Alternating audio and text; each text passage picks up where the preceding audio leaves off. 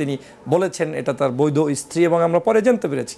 সামনের দিনগুলোতে যদি এমন কোনো অন্যায় অত্যাচার দেখেন তাহলে কি আপনি সেটাও তুলে ধরবেন, নাকি নিজের দল বলে আপনি তখন চেপে যাবেন? এটা কি আপাতত মানে শাক দিয়ে মাছের ঢাকা, নাকি এই যে অন্যায়ের বিরুদ্ধে যে ব্যবস্থা এটা সামনের দিনেও এদেশের মানুষ দেখতে পাবে? রাজনৈতিকভাবে যে যতটুকু ভালো কাজ করবে, সৎকর্ম করবে, তারাই নির্বাচিত হবে, তারাই দেশ চালাবে। আপনাকে একটা চ্যালেঞ্জ দিলাম।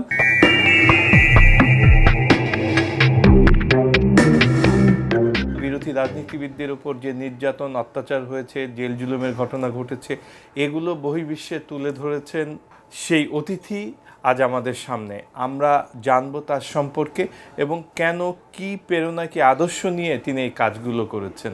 আলহামদুলিল্লাহ, আমি খুব ভালো আছি। বিশেষ করে 5ই আগস্টের বিজয়ের পরবর্তীতে বাংলাদেশে এসে মনে হয়েছে যে আমি স্বাধীন বাংলাদেশে প্রবেশ করেছি। সেজন্য আল্লাহর দরবারে শুকরিয়া আদায় করছি। আজকের আপনাদের চ্যানেলের শুভাকাঙ্ক্ষী সকলকেও শুভেচ্ছা জানাচ্ছি যে দেশ স্বাধীন হওয়ার পরে আপনাদের মতো মিডিয়া ছিল বিধায় সত্য বস্তুনিষ্ঠ নিউজগুলো জাতির কাছে প্রকাশিত হচ্ছে এবং আজও আপনারা করছেন। অনলাইন অ্যাক্টিভিস্ট যাকে বলে, আপনি ঠিক সেই কাজটি করেছেন এবং আপনার লাখ লাখ ফলোয়ার রয়েছে। আপনি মানে ফলোয়ারটাই আপনার মূল উদ্দেশ্য ছিল, নাকি দেশের ঘটনাগুলো সবার সামনে তুলে ধরাই আপনার উদ্দেশ্য ছিল? দীর্ঘ প্রায় 16 বছর পর্যন্ত আমাদের বাংলাদেশে একটি অবৈধ স্বৈর শাসকের মতোই চেপে বসেছিল, ফ্যাসিজম ছিল। যখন দেখলাম যে ফ্যাসিস্ট শেখ হাসিনার বিরুদ্ধে বা সরকারের বিরুদ্ধে কথা বলার মতো স্পেসটা বাংলাদেশে ছিল না, মানুষ সমাবেশ করতে পারতো না, অনুষ্ঠান করতে পারতো না, প্রতিবাদ করতে পারতো না, র্যালি করতে পারতো না, যে কোনো কার্যক্রম করলেই তখন তাদেরকে ট্যাগ লাগানো হতো, পলিটিক্যাল ট্যাগ। কাউকে বিএনপি, কাউকে জামাত শিবির, কাউকে হেফাজত, কাউকে জঙ্গি ট্যাগ, কাউকে স্বাধীনতা বিরোধী। এই ট্যাগগুলো যখন লাগাতো তখন আমার কাছে মনে হতো যে কাউকে না কাউকে তো কথা বলতেই হবে। হতে পারে সেটা আমি বাহিরে থেকে করতে পারি যতটুকু, হয়তো দেশে থেকে অনেকেই পারে না। তো তখন সেই প্রেরণা থেকে আমার কাছে মনে হয়েছে যে ট্রুথ ইনফরমেশনগুলো আমি জাতির কাছে প্রকাশ করব এবং সত্য বস্তুনিষ্ঠ নিউজগুলো দেশবাসীর কাছে প্রকাশ করব। আমি যদিও জাতীয়তাবাদী আদর্শের একজন মানুষ, জাতীয়তাবাদী রাজনীতিতে ইনভলভ, কিন্তু আমি দেখেছি যে বাংলাদেশে আওয়ামী লীগের বিপক্ষে শুধুমাত্র জাতীয়তাবাদী নিয়ে আমি বসে থাকলে হবে না। আমার কাছে মনে হয়েছে দেশের সকল মানুষই একটি চরম যন্ত্রণার মধ্যে দিনাতিপাত করছে এবং তাদের জীবনটা শেষ হয়ে যাচ্ছে। সেই কঠিনতম সময়ের আমি হাত ধরার চেষ্টা করেছি। আপনি নিশ্চয়ই জানেন যে বাংলাদেশে শাহবাগ তৈরি করা হয়েছিল 2013 সালে। তো 13 সালে আমি দেখলাম যে অন্যায়ভাবে বহু মানুষকে ফাঁসি দেওয়া হচ্ছে, যাদের সাথে মূলত যুদ্ধের সাথে কোনো সম্পৃক্ততা কিংবা বিরোধিতার কোনো সম্পৃক্ততা আমি পাইনি, কিন্তু তারপরেও তাদেরকে শুধুমাত্র রাজনৈতিক ট্যাগ লাগিয়ে করা হয়েছে। তখন কিন্তু আমি দল দেখতে যাইনি, যে দলেরই হোক আমি তাদের পক্ষে দাঁড়িয়ে কথা বলেছি। 5ই মের শাপলা চত্বর আপনি নিশ্চয়ই জানেন যে বাংলাদেশে একটা বড় ধরনের ম্যাচাকার হয়েছে। সেই সময় মানুষদেরকে আলেম দেখে, দাড়ি দেখে, টুপি দেখে যে জুলুম অত্যাচার হয়েছে, এটা কোনো মানুষ সহ্য করতে পারে না। আপনি যদি মানবাধিকার বিভিন্ন সংস্থারও রিপোর্ট দেখেন, ন্যূনতম 45 মানুষ ডাই হয়েছে, এটা ডকুমেন্টেড। আর আনডকুমেন্টেড পিপল বলে আমরা বলি, শত শত মানুষকে হত্যা করা হয়েছে। তো এই ধরনের হত্যাযজ্ঞ যখন চলছে তখন প্রতিবাদ তো কাউকে না কাউকে করতে হবে। আমি আমার জায়গা থেকে সেটা করেছি। 57 জন সেনা অফিসারকে হত্যা করা হয়েছে বাংলাদেশে, এই প্রথম পরিকল্পিত কিলিং। কারণ হচ্ছে যাতে করে কোনো অবস্থায় এই বাংলাদেশের সেনাবাহিনী শক্তিশালী হয়ে না দাঁড়াতে পারে, সে কারণে আজকে তাদের পরিবারের প্রতি আমার সিম্পিতি ক্রিয়েট হয়েছে, আমি সেখানে কথা বলেছি। সর্বোপরি আপনি দেখেন যে বাংলাদেশের যে রাজনৈতিক অঙ্গন, বাংলাদেশ জাতীয়তাবাদী দল সহ বড় বড় রাজনৈতিক অঙ্গন যারা আছে, বিএনপি, জামাত, হেফাজত, চরমনাই, এই চরমনের পীরের উপরেও কিন্তু আক্রমণ হয়েছে, দাঁতের উপরে আক্রমণ করেছে। কেন? অথচ তিনি নির্বাচনে যান না যান সেটা নিয়ে আমার ভিন্ন মত ছিল, তারপরেও আমি তাকে সমর্থন দিয়ে বক্তব্য দিয়েছি। কারণ একজন মানুষ সে ভিন্ন রাজনীতি করতে পারে, কিন্তু তাকে তো এভাবে হেনস্থা করা কোনোভাবেই কাম্য নয়। এবং আপনারা নিশ্চয়ই জানেন তিনি একজন বিখ্যাত ব্যক্তি বাংলাদেশের। এভাবে করে বিভিন্ন অর্গানাইজেশন যারা ইয়াং জেনারেশনের, বিশেষ করে যারা উঠছে এখন, এই গণ অধিকার পরিষদ, তাদেরকেও আমি সাপোর্ট করেছি। এক বাক্যে মনে হয়েছে যখনই কারো উপরে জুলুম হয়েছে সেটা কাউকে না কাউকে বলতে হবে, ওই প্রেরণার জায়গা থেকে আমি মূলত কথা বলেছি। কিন্তু ওই কথা বলতে গিয়ে হয়তো আজ আমার এই জায়গাটায় মানুষ ডক্টর ফয়জুল হিসেবে চিনছে, কথা বলছে, বিভিন্নভাবে মানুষ আমাদের কথাগুলো শুনছে এবং জানছে। তো এটা এক ধরনের আপনি বলতে পারেন যে মূলত চেতনার কারণে এবং আগ্রহ নিয়ে এবং দেশবাসীকে উদ্ধারের জন্যই এই কাজটা আমি করেছি। এবং আজকে সেই কাজটার সফলতা হচ্ছে এই যে আমাদের এই সকলের কথার উপর ভিত্তি করেই একটা গ্রাউন্ড দেশে তৈরি হয়েছে এবং সেই গ্রাউন্ডের উপর ভিত্তি করে আমাদের ইয়াং জেনারেশনরা আজকের বাংলাদেশটাকে স্বাধীন করতে সক্ষম হয়েছে। এই যে বিদেশে যে আপনার অ্যাক্টিভিটিস ছিল, সেখানে কোনো বাধার সম্মুখীন হননি? আমরা তো দেখেছি আপনি আওয়ামী লীগের সমালোচনা করছেন, দেশে আওয়ামী লীগ অন্যায় করছে বলে আপনি দাবি করছেন, কিন্তু সেই আওয়ামী লীগের অনেক নেতাকর্মীকে দেশের বাইরে থেকে তখনকার সেই আওয়ামী লীগ সরকারকে সমর্থন দিতে দেখেছি। তো সেই সমর্থনকারীদের মুখোমুখি হতে হয়নি কখনো? আমাকে আসলে যে চ্যালেঞ্জটা নিতে হয়েছে, দেখেন আওয়ামী লীগের সময় অনেকে অনেক রাজনৈতিক পরিচয় দিয়ে বাংলাদেশে ছিল কিছু কিছু ব্যক্তি, কিন্তু আওয়ামী লীগ তাকে থ্রেড মনে করে নাই। আওয়ামী লীগ সবসময় যেটা থ্রেড মনে করেছে যে Awami League they want to know that who has more popularity এবং কে কার বক্তব্য শুনে কতটুকু ভোকাল আছে। তো আমি যেহেতু সবসময় মিডিয়ায় কথা বলতাম, আপনি জানেন যে এখন পর্যন্ত আওয়ামী লীগের অত্যাচারে আমাকে 4টা দেশে যেতে হয়েছে। আমি বেসিক্যালি মালয়েশিয়াতে থাকতাম, এম্বাসির মাধ্যমে মানে চরমভাবে আমার উপরে হেনস্থা করা হয়েছে।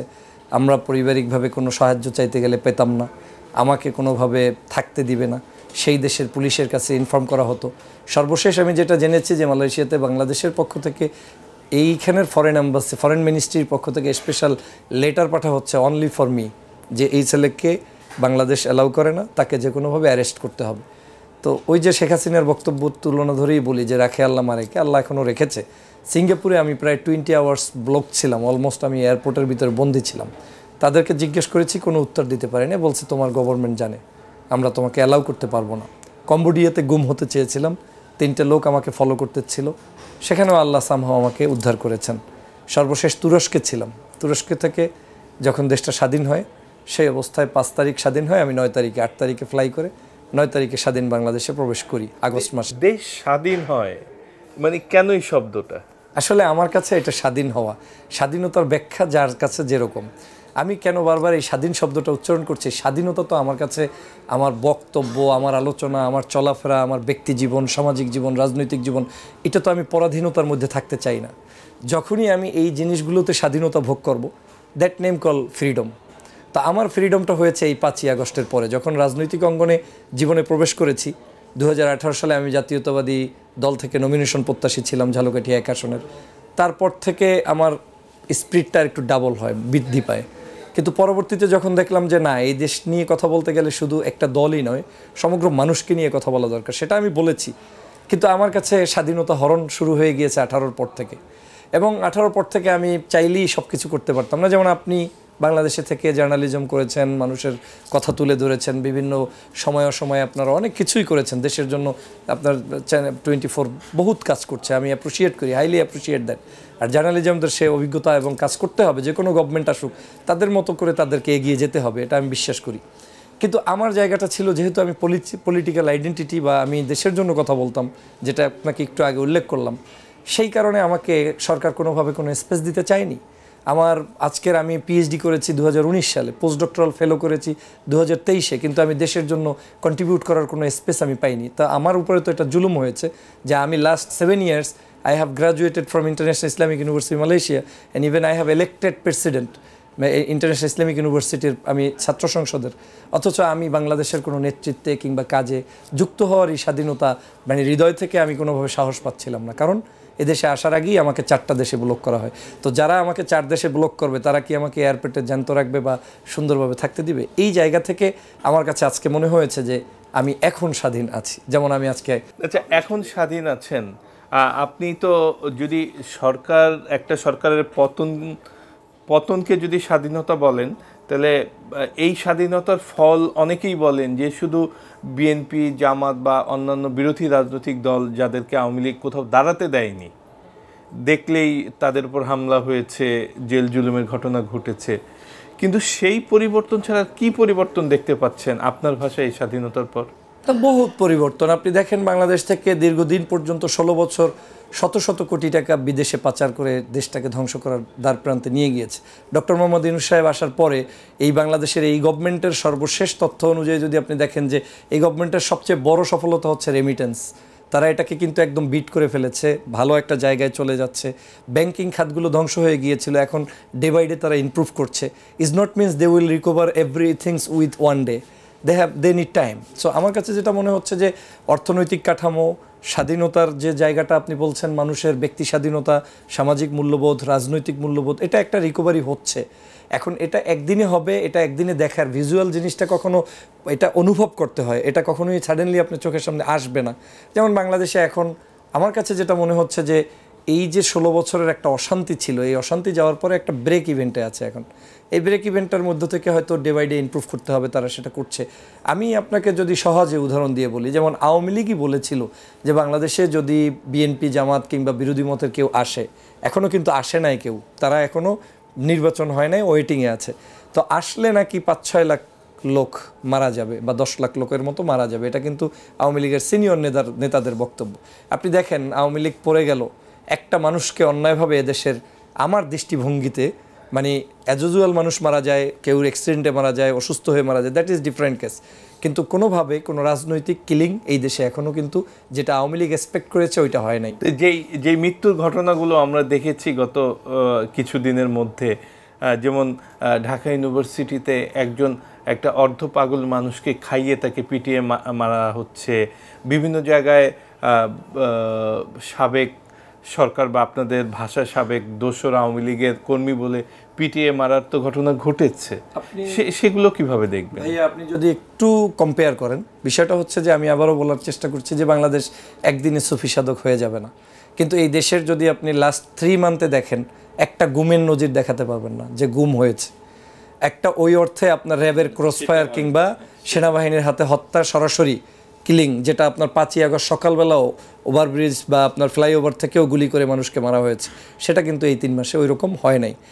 যেই জিনিসটা আওয়ামী লীগ রেখে গিয়েছে, পিটিয়ে না, যেটা হয়েছে আমি যেটা বলছি সেটা হচ্ছে আওয়ামী লীগ যেটা রেখে গিয়েছে সেইটার রেশটা টানতে আপনাকে মিনিমাম 6 মান্থ চলে যাবে।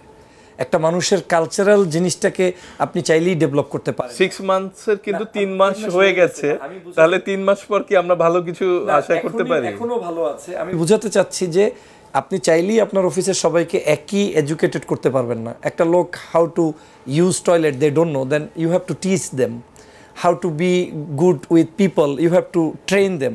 So that many things we need to learn and we need to practice it. So in Bangladesh, what happened last 16 years? That practice is still going on because of Awami League established that practice. So আমার কাছে মনে হচ্ছে যে আওয়ামী লীগের যে প্র্যাকটিসগুলো ছিল এটা কখনোই রাষ্ট্রের কল্যাণ না। আপনি এই মব জাস্টিস বলেন, মানুষকে হত্যা বলেন, কাউকে কোনো জায়গায় অন্যায়ভাবে, ইভেন আমার সামনেও যদি কোনো একজন আওয়ামী লীগ আসে, আমার অধিকার নাই তাকে আমি চেপে ধরে কোনো একটা বড় ধরনের ক্ষতি করা। হ্যাঁ, আমি আইনের হাতে তুলে দিব, এটা আমার দাবি এবং আমি সবসময় আমার নিজের ব্যক্তিগত বক্তব্য এটা বলি। তো আমার জায়গা থেকে মনে হচ্ছে many things they are changing. So এই জায়গা থেকে হোপ নেয়ার যথেষ্ট সুযোগ আছে এবং আমি ডক্টর মোহাম্মদ ইউনূস সাহেবের উপর এই কারণে সন্তুষ্ট যে উনি একজন নোবেল লরিয়েট। আমার দৃষ্টিভঙ্গি হচ্ছে ওনার কোনো ব্যক্তিগতভাবে এখানে কোনো খাওয়া দাওয়ার ইচ্ছা নাই, কোনো কিছু পাওয়ার ইচ্ছা নাই। দেশটাকে যুবকরা যে চাহিদা নিয়ে কাজ করেছে, এই দেশের পার্টিগুলোকে ওই চাহিদার আলোকে রিফর্ম করতে হবে। They need to choose from young generation. আপনি এখন ওল্ড প্যাটার্নটা চলতে গিয়ে ইয়াংদেরকে শত্রু বানিয়ে আপনি এই দেশে রাজনীতিতে সাকসেসফুল হতে পারবেন না। আমার দেশের যুবকরা যেটা দেখিয়ে গিয়েছে আমরা সেটা পারি নাই, মানতে হবে। 16 বছর আমরা জুলুম সহ্য করেছি, কিন্তু আমাদের দেশের যুবকরা আবু সাইদ বুক পেতে দিয়ে তারপরে জাতির সামনে টান টান করে রক্ত ঝরিয়ে তারপরে দেশকে দেখিয়ে গিয়েছে যে কীভাবে মুগ্ধ পানি বিলেতে গিয়ে তারপরে সেখানে শহীদ হয়েছে। 2000-এর মতো আনডকুমেন্টেড, আমি বলছি যে আমি তো পেপার নিয়ে বসিনি, যে অলমোস্ট 2000 পিপল সেখানে মৃত্যুবরণ করেছে, শহীদ হয়েছে। অলমোস্ট 1.5 লক্ষ পিপল এখন হাত নাই, পা নাই, চক্ষু নাই। তো এই মানুষগুলোকে আপনি কিভাবে ডিসক্রাইব করবেন? সো এরা তো দেশের জন্য করেছে। দেখেন, যখন কোনো মানুষ মৃত্যুর দ্বার প্রান্তে চলে যায় তখন তার আর কন্ট্রাক্টারি, টেন্ডারবাজি, স্বার্থ, এমপি, মন্ত্রিত্ব থাকে না। হয়তো আপনার ভিতরে আছে, আমার ভিতরে থাকতে পারে, আরেকজনের ভিতরে থাকতে পারে, but they do not have this. তো তারা সেই জায়গা থেকে দেশকে একটা ভালো জায়গায় নেওয়ার জন্যই শহীদ হয়েছে। এবং আমি বিশ্বাস করি কিছু মানুষ এমনও হয়েছে যে দেশ রক্ষা করা এটা তার ইমানি দায়িত্ব। সেই সেন্স থেকেও কিছু মানুষ সত্যিই ওখানে জীবনটাকে বিলিয়ে দিয়েছে। আপনাকে যদি একটু if you come back to the back door, আপনার কি বলে, লাস্ট টাইম আই রিমেম্বার যে একজন মা চট্টগ্রামে, সম্ভবত এই পিকচারটা আমি দেখেছি, যে বুকের ভিতরে আপনার প্লেট বেঁধে দিয়েছে, রশি দিয়ে টাটকা করে দিয়ে তারপরে বলেছে সন্তান তুমি যাও, এই যুদ্ধের ময়দানে যাও। এখন আমি কেন এটাকে মাঝে মাঝে, আপনি তো আমাকে বিজয় নিয়ে প্রশ্ন তুলেছেন যে স্বাধীনতা, আমি এটাকে যুদ্ধও মনে করি। কেন যুদ্ধ মনে করি? আপনি কি মনে করেন যে এই যে এতগুলো মানুষ মারা গেল, অনেক ছোট ছোট যুদ্ধ আছে যাতে এত মানুষও মারা যায় না, কিন্তু আমার এখানে কিন্তু এই 2000 মানুষ মারা গেছে। 53 বছরের ইতিহাসে কোনো শাসক এই দেশ থেকে পালিয়ে যায়নি, কেউ পালায় নাই। এরশাদ সাহেব পালায় নাই, খালেদা জিয়া পালায় নাই, শেখ হাসিনাও 98-তে পালায় নাই। একমাত্র এই 53 বছরের ইতিহাসে প্রথম যাকে নিজেকে রেস্কিউ করার জন্য চলে যেতে হয়েছে ফ্লাইটে করে ভিন্ন দেশে। কেন পালাতে হয়েছে? এটাই আমারও কোশ্চেন। এটা কি শক্তির মুখে, অস্ত্রের মুখে? উনি যেটা বিভিন্ন সময় বিভিন্ন টেলিফোন আলাপ শুনি ওনার, যে ওনাকে জোর করে পাঠিয়ে দেওয়া হয়েছে। উনি আসলে মোরালিটি হারিয়ে ফেলেছেন। উনি যখন দেখেছে আমি এতগুলো মানুষকে, উনি ওনার একটা ইমোশন থেকে মানুষগুলোকে হত্যা করেছে, এবং আমি বিশ্বাস করি ওনার পাশের মানুষগুলো ওয়ার্ক করে নাই, প্রপার নিউজ তাকে দেয় নাই। তারাও যেমন অ্যাগ্রেসিভ ছিল, স্বৈরশাসকের তো একটা টার্মস থাকে, ওই মানুষগুলোও তাকে যথেষ্ট পরিমাণ ডিমোটিভেটেড করেছেন, কোনো ধরনের বিমোটিভেটেড করেন নাই, তাকে খারাপ পথে নিয়েছেন, ইনফরমেশনগুলো দিয়েছেন। এবং আপনি যদি দেখেন আরাফাত শব্দের মানে ইন্টারভিউ সেশন আফটার মানে ওই ইন্টারনেট শাটডাউন যখন হয়েছে, তখন তো তারা দেদারছে বলছে আমরা কি মানে গুলি করব না, আমরা তাহলে রক্ষা করব না। মানুষকে গুলি করাটা মনে হয়েছে যেন আওয়ামী লীগের কাছে একটা পান্তাভাতের মতো। সে কারণে শেখ হাসিনা যখন 2000 মানুষ হত্যা করার পরে উপলব্ধিতে না আসলেন যে আর আমার হাতে কোনো কিছু কাজ করছে না, তখন তিনি বুঝতে পেরেছেন যে এখানে থাকলে তো আর আমার লাভ নাই, হয় মানুষ আমাকে ওখানে সামহাউ সামথিং করে ফেলবে, যেটার আমি মোটেও ওই অর্থে কারো মানে যত বড় অন্যায়কারী হোক তাকে তো মারার পক্ষে না, আমি তাকে আইনের আওতায় নিয়ে আসেন। শেখ হাসিনা হয়তো বুঝে ফেলেছেন যে তাকে কেউ মেরে ফেলবে, অথবা আজীবন জেলে থাকতে হবে। এই জায়গা থেকে ইনস্ট্যান্ট বুদ্ধি যেটা আসে, আমি মনে করি সেটাই সে করেছে। তবে একটা জিনিস খারাপ করেছে, সেটা মানে সবই তো খারাপ, তার মধ্যে সবচেয়ে বড় খারাপটা আমার কাছে যেটা লেগেছে, যাদেরকে নিয়ে দীর্ঘদিন তিনি রাজনীতি করলেন, কাউকে কোনো মেসেজ না দিয়ে শুধু তার পরিবারটা নিয়ে ভেগে গেলেন। আওয়ামী লীগ রাজনীতি করা তো কোনো অপরাধের কিছু না, একটা মানুষ একটা দল করতেই পারে, বামপন্থী মানুষ আমার বন্ধু হতে পারে, কেন হয় নাই? 5ই আগস্টের এই বিজয় কি শুধু আমার একার? এই বিজয়ের জন্য নায়ক নায়িকা, গায়ক গায়িকা, শিল্পী সাহিত্যিক, ইমাম কারি, হাফেজ, মুয়াজ্জিন, আলেম ওলামা, পীর মাশায়েখ, রাজনীতিবিদ বড় বড় সবাই মিলে সাহায্য করেছে। অর্থটা কি? We have United together to protect our country. এইখানে কিন্তু একটা ন্যাশনাল মানে আপনার কি বলে এটাকে ইউনিটি ছিল। দ্রব্যমূল্য নিয়ে কি বলবেন? এখানে আপনাকে ভাইয়া দুইটা জিনিস খেয়াল করতে হবে। প্রথমত হচ্ছে এই সরকার ক্ষমতায় আসার পরে দুইটা বড় বড় বন্যা গিয়েছে, তার মধ্যে ভয়াবহ বন্যাটা ফেনীতে আমি নিজে গিয়েছি, এবং আমি নিজে মানুষের কাছে দাঁড়ে দাঁড়ে বাড়িতে গিয়েছি, এবং কোমর সমান পানি, বুক সমান পানি ভিজেও সাহায্য করতে মানে উপঢৌকন নিয়ে গিয়েছিলাম। ব্যক্তিগত তরফ থেকে আমার কিছু ফলোয়াররা সাহায্য করেছে, তাদের টাকাগুলো পৌঁছে দিয়েছি। তো সেখান থেকে আমি দেখেছি যে ওখানে কোনো উৎপাদন যা হওয়ার কিছুই নাই, ঘরবাড়ি নাই, বাসা নাই, টয়লেট নাই, মানুষ কোনোভাবে জীবনযাপন করতে পারছে না। এরপরে কয়েকদিন আগে দেখলেন আরেকটা অঞ্চলে হলো, সেটাও খুব ভয়াবহভাবে হলো। এই যে জায়গাগুলোর ফসল হানি হয়েছে, এবং এটাও কিন্তু কেউ বলছেন পরিকল্পিত, পাশের দেশ থেকে করানো করছে। এবং একটু আগে যেটা প্রশ্ন করলেন চট করে চলে আসা, এই চট করে তো আসলে আসা না, এটা তো একটা প্রি প্ল্যান্ড। এই জায়গাটায় আমার কাছে মনে হচ্ছে সরকার স্টিল নিড টাইম, এবং এই সরকারকে বেকাফিলে ফেলানোর জন্য ব্যবসায়িক মহলের মধ্যে অন্তরঙ্গ আওয়ামী লীগ কি নাই আপনি মনে করেন? এই সরকারের যে গঠন প্রক্রিয়া, এই যে উপদেষ্টাদের নিয়ে নিত্য নতুন উপদেষ্টা নেওয়া হচ্ছে বা একাধিকবার নেওয়া হয়েছে, আপনি যদি 8 আগস্ট বা 9 আগস্ট যে সরকার গঠন হলো বর্তমান সরকার, তারপর একাধিকবার কিছু রদবদল হয়েছে, নতুন উপদেষ্টা নিয়েছে, এবং এইসব অনেক উপদেষ্টাদের নিয়ে অনেক কথা হচ্ছে। এটা বিএনপির পক্ষ থেকেও, আপনি যে দলটি করেন সেই দলের পক্ষ থেকে বলা হচ্ছে। আমি আসলে আমি সরকারের সব কাজই যে আমার পছন্দ হবে এমনটা না। একটা রাষ্ট্র পরিচালনা করতে গেলে তাহলে কোন জিনিসগুলো পছন্দ না? একটু যদি বলি 30 সেকেন্ডে দেখবেন যে তাহলে একটু বুঝে ফেলবেন। সরকার একটা জিনিস আর পাবলিক সেন্টিমেন্ট এক ধরনের বিষয়। সরকারকে আমরা বসিয়েছি, সরকারের উচিত হবে জুলাই যে বিপ্লব হয়েছে, কেউ বলি বিপ্লব, স্বাধীনতা, হোয়াটএভার, এই বিপ্লবের চেতনাকে ধারণ করে সকল কাজ চেষ্টা চালিয়ে যাওয়া। কিন্তু তারা সফল হবে না, সব কাজ মানে আমার চাহিদার আলোকে পারবে না। যেমন অনেক ব্যবসা বাণিজ্য, ইন্টারন্যাশনাল লবি, ম্যানেজমেন্ট, বিদেশিদের সাথে সম্পর্ক, এখানে অনেকের কাছে এটা একটা জিনিস হারাম মনে হবে, কিন্তু রাষ্ট্রের কাছে এটা হালাল, বিকল্প কোনো পথ নাই। এই জিনিসগুলোতে অ্যাগ্রেসিভপনা দেখানোর কোনো যৌক্তিকতা নেই, এটা আমাদেরকে করতে হবে। কিন্তু সরকার যেটা, এই জনগণের যেটা চাহিদা, সেটা হচ্ছে সরকারকে বিপ্লবের চেতনায় যেই মানুষ, তাদেরকে খুঁজে বের করতে হবে। আপনি কি মনে করেন যে বাংলাদেশের মানুষের খুব শর্ট পড়েছে অথবা আপনার একটা কোরামে 20-25 জন মানুষ থাকলে 2-3 জন মানুষ বিতর্কিত থাকলেও সমস্যা হয় না, কিন্তু মোস্ট অফ দ্য পিপল যদি বিতর্কিত হয় তখন কিন্তু জাতির এবং মানুষের কিছু সন্দেহ, কথাবার্তা, আলোচনা, এবং এটা আপনি যেহেতু সোশ্যাল মিডিয়ার যুগ সে কারণে এটা হবেই। একটা জিনিস আপনাকে ভাইয়া বলে রাখি, যদি আজকে রাজনৈতিক নেতৃত্বের গুণাবলী বা বিশেষ কোনো প্রেসারে গভর্নমেন্ট ফল করতো বা পালিয়ে যেত, তাহলে বাংলাদেশের রাষ্ট্র ব্যবস্থাটা একরকম দেখাইতো বা হইতো। জনগণ তখন ওই দলগুলো কোনো অপরাধ করলেও জনগণের কাছে অপরাধী মনে হইতো না, কারণ তারা মনে করতো যে দে ডিড সামথিং, এখন তাদের টাইম, তারা এটা করুক। এইবারের পরিবর্তনটা কিন্তু একক বিজয় না, দল পারে নাই, ব্যর্থ হয়েছি আমরা। ছাত্ররা নেতৃত্ব দিয়েছে, আমরা ব্যাকআপে ছিলাম। তো ছাত্র যখন নেতৃত্ব দিয়েছে, এখানে চাহিদাটা বৃদ্ধি পেয়ে গিয়েছে। এখানে যে কোনো ছোট ছোট মানে রেখাও যদি পড়ে, ওই রেখাটা এখন বড় করে থাকবে, সামনে আসবে। যে কারণে আমি শুরুতেই বলেছি যে এই দেশের রাজনৈতিক প্যাটার্নটাই এখন চেঞ্জ করে ফেলতে হবে। কোনো আর আমার মতো মানে আমি জোর করে কিছু করে মানুষের ভালোবাসা নেব সে সুযোগ নাই। দেখেন ইতিমধ্যেই অনেকগুলো পরিবর্তন কিন্তু সামনে এসেছে। যেমন আজকেই আমাদের বিএনপির একজন ব্যক্তি বক্তব্য দিয়েছেন রাষ্ট্রপতির পিকচার নিয়ে, বাধ্য হয়েছে কিন্তু উইদিন 1 আওয়ার টাইম ওখানে স্টেটমেন্ট দিতে যে না, এটা আমার বক্তব্যের এক ধরনের ভুল ছিল, ভুলভাবে হয়েছে, হোয়াট এভার, রিকভারি দেওয়ার তো চেষ্টা করেছে। এই রিকভারিটা হয়তো আপনি 20 বছর আগের চিন্তা করলে, 15 বছর আগে it is not necessary to do that, কেউ হয়তো করতো না, কিন্তু আজকে করছে।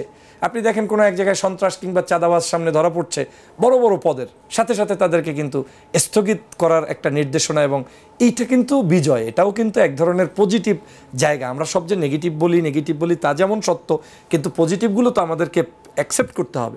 যেমন আজকে জননেতা জনাব তারেক রহমানের সম্ভবত আজকের এই জন্মদিন পালন করার কথা, এই সামনে জন্মদিন উপলক্ষে স্ট্রেট ফরওয়ার্ড তিনি জানিয়ে দিয়েছেন আমার জন্মদিনে কোনো অনুষ্ঠান হবে না।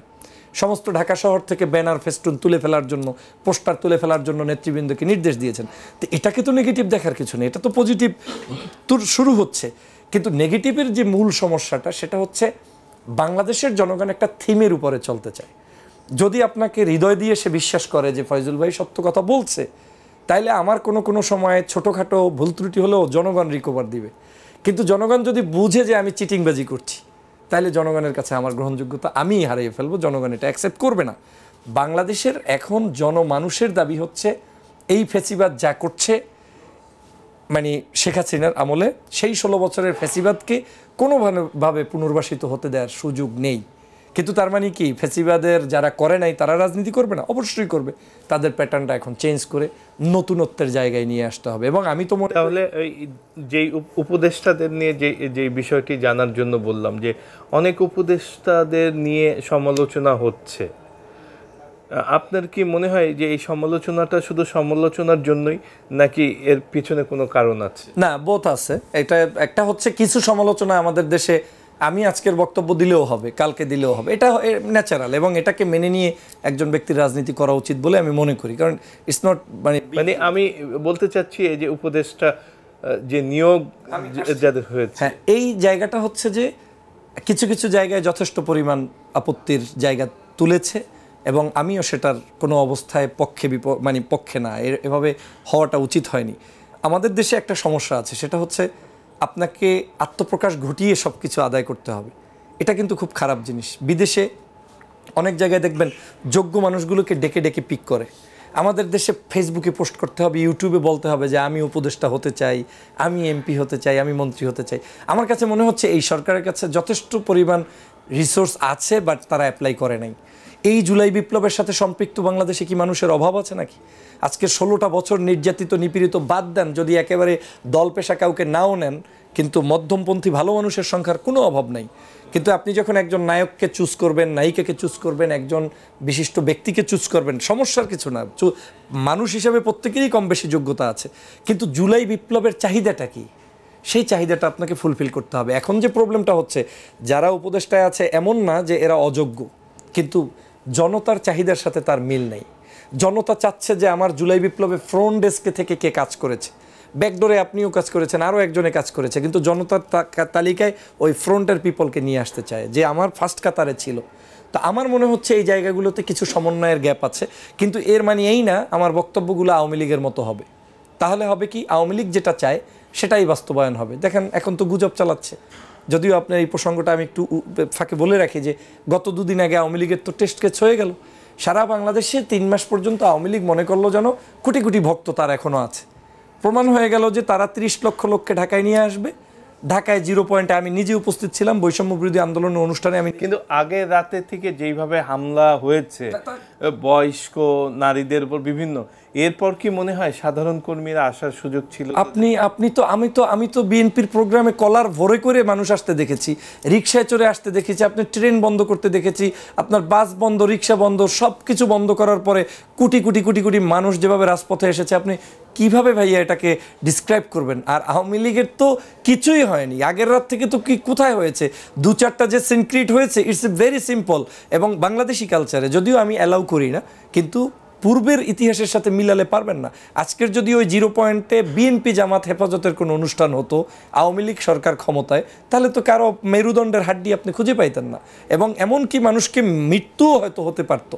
কিন্তু আজকের এত বড় একটা থ্রেট তারা দেওয়ার পরেও, এটা কি কম কথা? আজকে ডক্টর মোহাম্মদ ইউনূস কোন সরকার?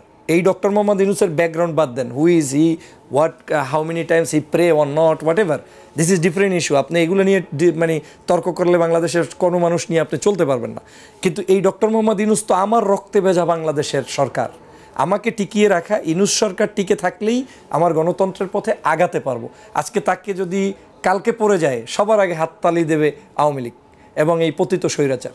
অতএব তাদেরকে তো আর স্কোপ দেওয়ার কোনো সুযোগ নেই। আমি দেখেছি বৈষম্য বিরোধী আন্দোলন অনুষ্ঠানে গিয়েছিলাম, বক্তব্য দিয়েছি, নিজে আওয়ামী লীগের অফিসের সামনে গিয়ে তাকিয়ে তাকিয়ে দেখেছি, আমার নিজেরও কষ্ট লেগেছে ভাইয়া, যদিও রাজনৈতিক কর্মী। আমি যখন বিল্ডিংয়ের দিকে তাকিয়ে দেখছি যে এই জায়গাটায় এখন মানুষ অন কাইন্ড অফ তাদের মানে ভিন্ন কিছু করছে, এখানে এখন আর পরিবেশই নেই, সেখানে মানে বাথরুম হয়ে গিয়েছে।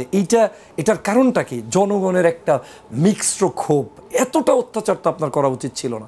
আপনি 18তেও সতর্ক হতে পারতেন। মনে করলাম আপনি 13তে ভুল করেছেন, 14তে আপনি সতর্ক হতে পারতেন, 14তে ভুল করেছেন। আরে ভাই, আপনি 18তে সতর্ক হতেন, 18তে ভুল করেছেন, 24-এ এসেও কি আপনি পারলেন না যে বাংলাদেশের অ্যাটলিস্ট সকল রাজনৈতিক দলগুলোকে নিয়ে বসে? আজকে তো পালিয়ে গেলেন, ওই সময় শেখ হাসিনাকে পালাতে হতো না। অ্যাটলিস্ট সে বসে থাকতো, বলতো যে ঠিক আছে আমি নির্বাচনকালীন সময়ে একটা ছুটিতে থাকবো, ভিন্ন কিছুতে থাকবো।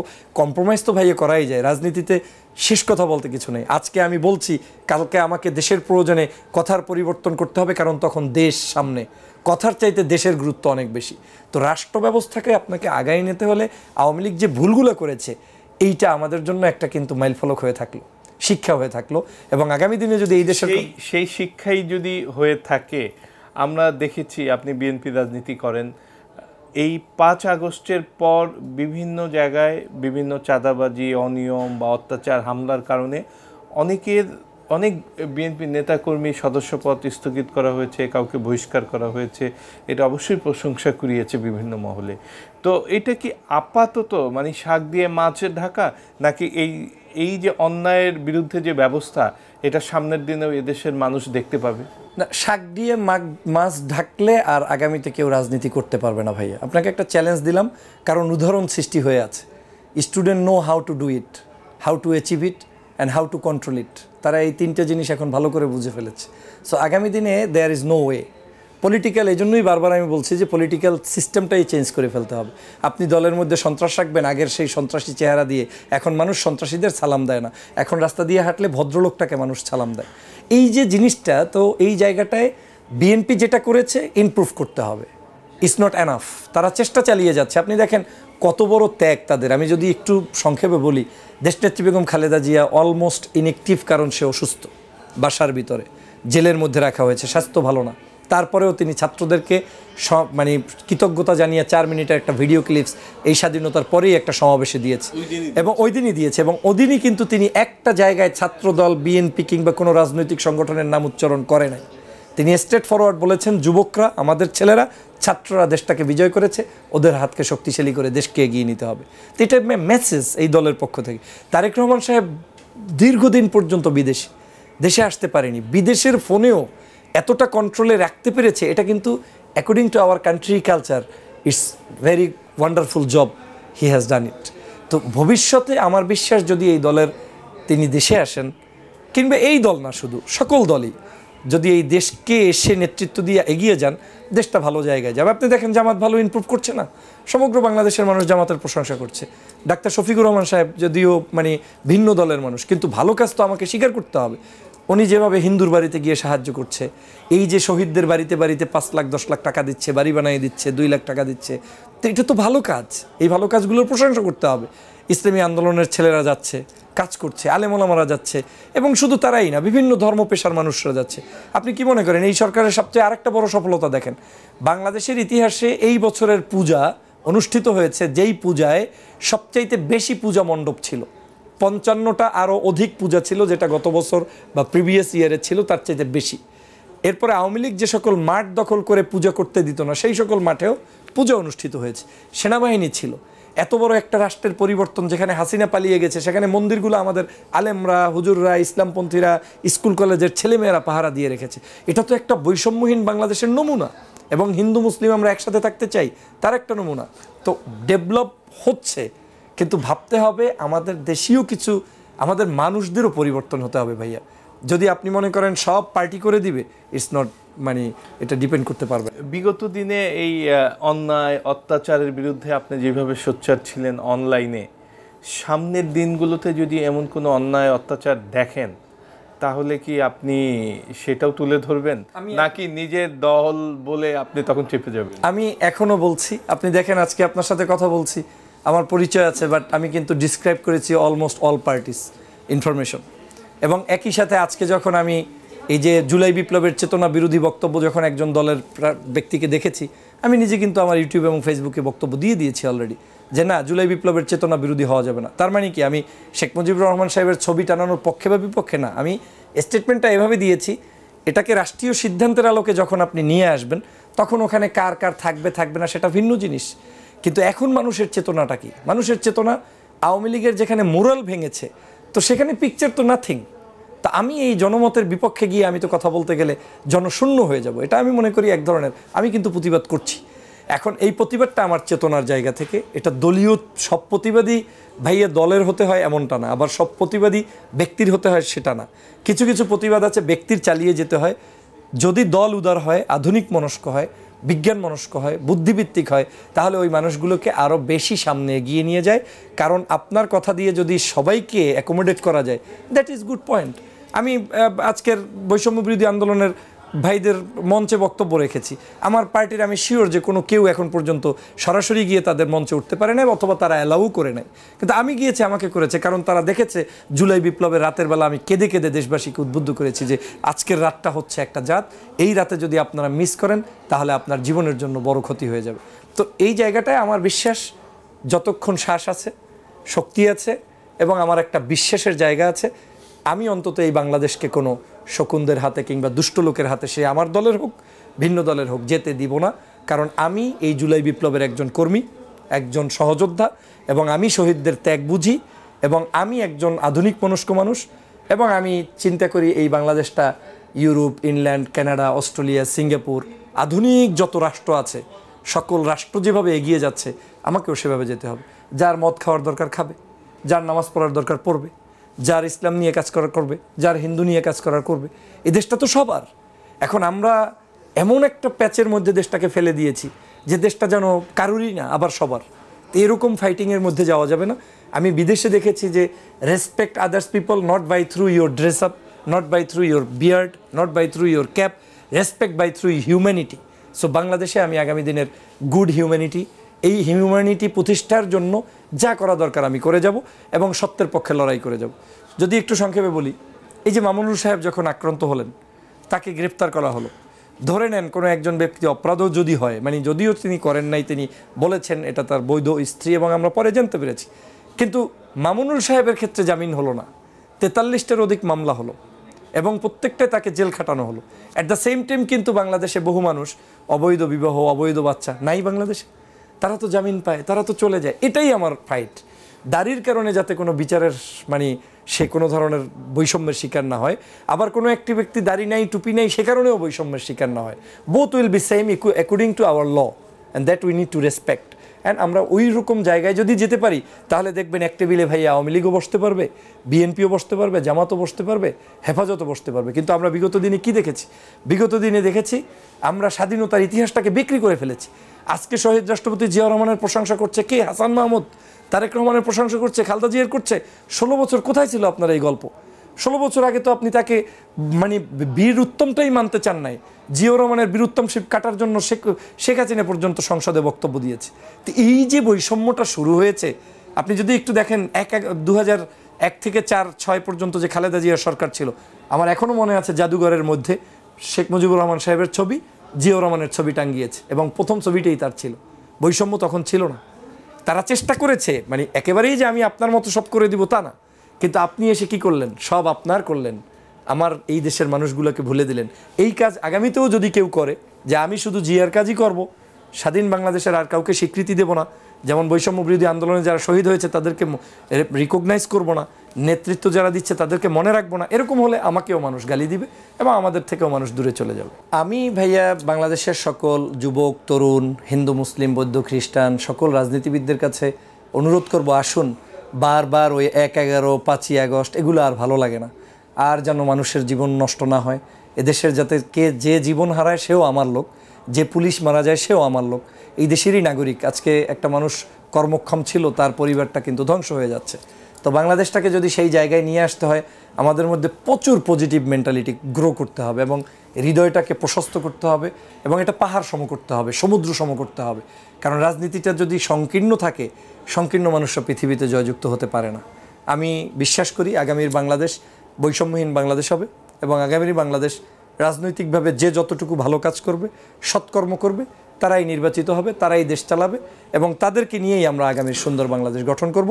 এবং আধুনিক বিজ্ঞান, ধর্ম, সামাজিকতা এবং দেশীয় কালচার সবগুলোর সমন্বয়ে যাতে একটা দেশ সুন্দরভাবে এগিয়ে যায়, সেটাই আমার প্রত্যাশা।